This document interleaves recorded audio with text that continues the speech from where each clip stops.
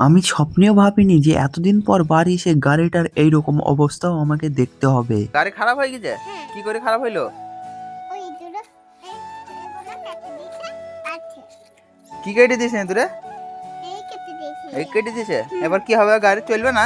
না, এবার আমাদের বাড়িতে অনেক বিদ্যুৎ ছিল। এত ছিল? গাড়িতে কি হয়েছে? হ্যাঁ? চালা হয়েছে।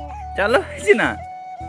বন্ধুরা, আমার বনি আর আমার ভাগ্নির মুখ থেকে তো শুনলে তোমরা, ৫-৬ মাস আমরা বাড়িতে ছিলাম না আর বাড়িতে কেউ ছিল না যে গাড়িটা চালাবে, তাই এঁদুরে এইরকম অবস্থা করে ছেড়ে দিয়েছে গাড়ি। আর পাশে একটা ধানের বস্তা ছিল, সেখান থেকে ধান বার করে গাড়ির ভিতরে ঢুকিয়ে দিয়েছে। গাড়ি বেশি দিন চালানো হয়নি বলে গাড়ির ব্যাটারিটা পুরোটাই ডাউন হয়ে গেছে। গাড়ির এইরকম অবস্থা দেখে আমার ভাগ্নি আমাকে কি বলছে একবার শোনো। নতুন গাড়ি কিনে তোমার জন্য। আমার কিনতে বা?